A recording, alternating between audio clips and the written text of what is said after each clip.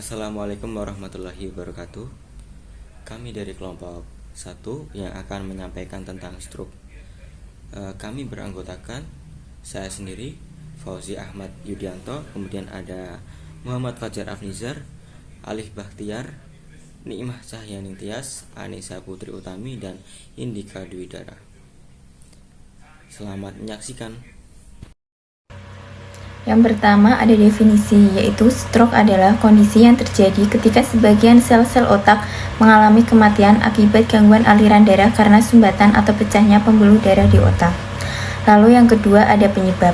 Terhambatnya aliran darah ke otak beberapa detik saja dapat menyebabkan seseorang pingsan, apalagi penyumbatan atau pecahnya pembuluh darah di otak bisa menyebabkan sel-sel saraf di otak menjadi rusak dan mengakibatkan kelumpuhan. Berbagai faktor yang bisa menyebabkan serangan stroke seperti faktor keturunan, gaya hidup, dan komplikasi penyakit.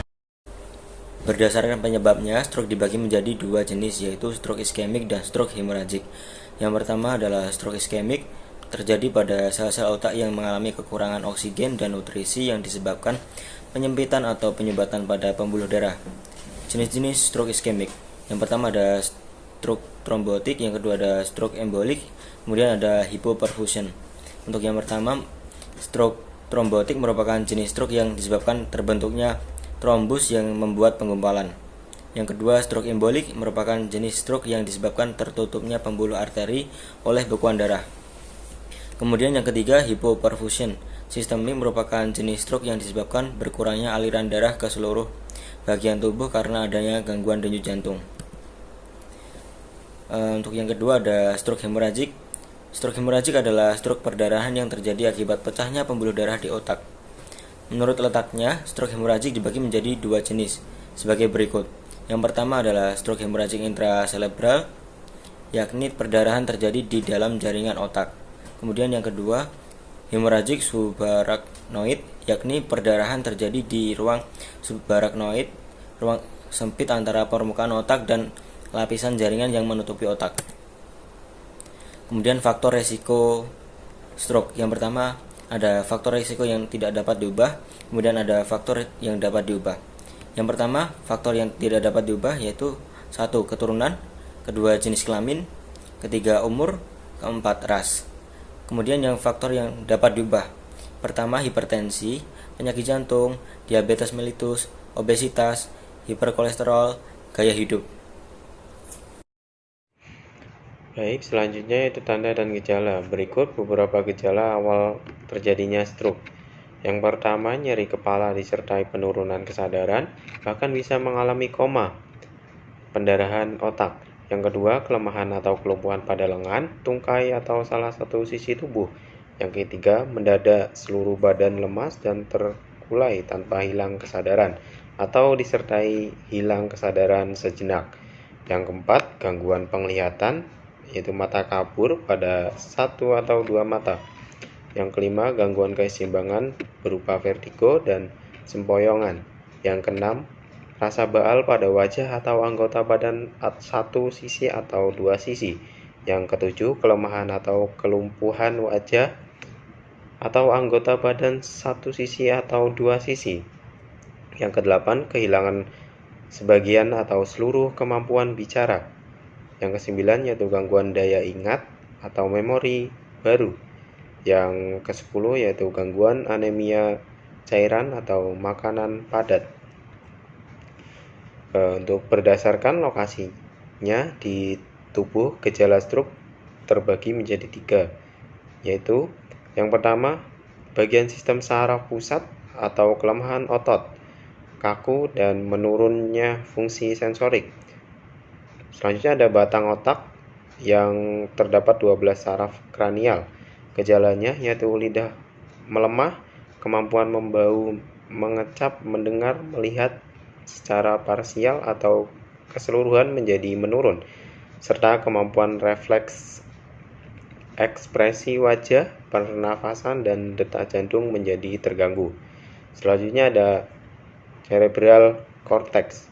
Cerebral cortex merupakan permukaan luar cerebrum. Apabila cerebral cortex ini mengalami gangguan akan menyebabkan tidak bisa berbicara, kehilangan kemampuan untuk melakukan gerakan yang bertujuan daya ingat menurun, kegagalan melaksanakan sebuah fungsi sebagai badan, dan kebingungan.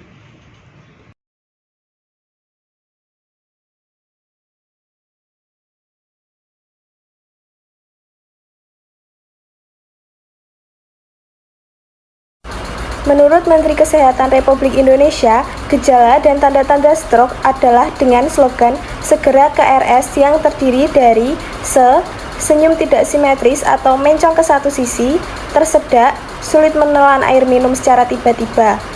Kemudian gerak separuh anggota tubuh melemah secara tiba-tiba. Bicara pelo atau tiba-tiba tidak dapat bicara atau tidak mengerti kata-kata atau bicara tidak nyambung. Kebas atau baal atau kesemutan separuh tubuh. Rabun, pandangan satu mata kabur terjadi secara tiba-tiba. Sakit kepala hebat yang muncul tiba-tiba dan tidak pernah dirasakan sebelumnya. Gangguan fungsi keseimbangan seperti terasa berputar, gerakan sulit dikoordinasi. Selanjutnya, komplikasi. Menurut Brunner and Sudhat tahun 2008, komplikasi yang mungkin muncul pada pasien stroke meliputi hipoksia serebral, penurunan aliran darah serebral, dan luasnya area cedera. Embolisme serebral dapat terjadi setelah infak miokard atau fibrilasi atrium atau dapat berasal dari katup jantung prostetik. Embolisme akan menurunkan aliran darah ke otak dan selanjutnya menurunkan aliran darah serebral. Disritmia dapat mengakibatkan curah jantung tidak konsisten dan menghentikan trombus lokal dan mengakibatkan embolus serebral. Yang selanjutnya ada penata laksanaan. Yang pertama ada penata laksanaan medis, yaitu tindakan medis terhadap pasien stroke meliputi diuretik untuk menurunkan edema serebral yang mencapai tingkat maksimum 3-5 hari setelah infrak serebral.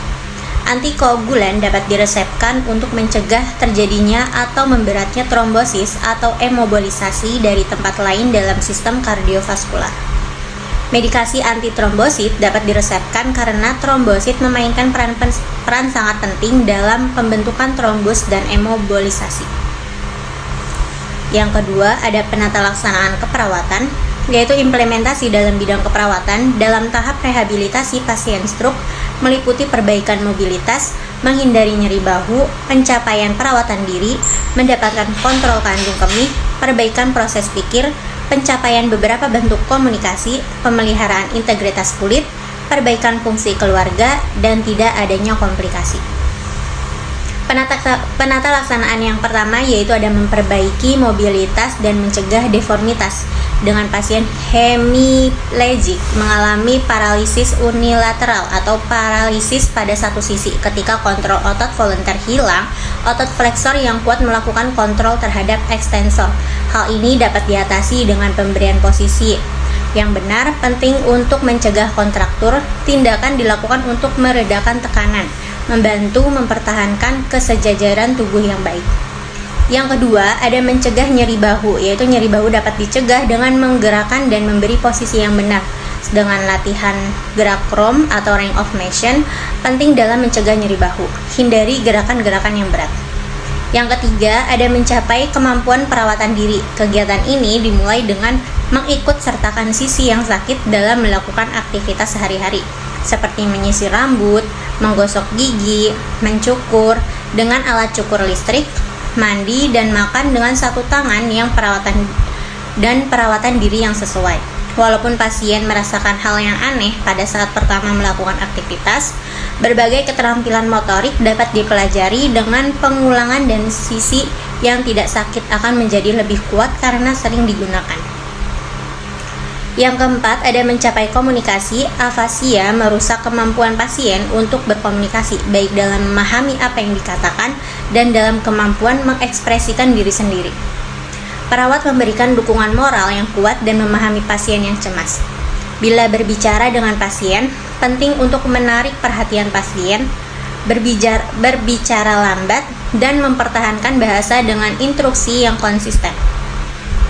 Satu instruksi diberikan pada satu kesatuan waktu dan sediakan waktu untuk proses menjawab.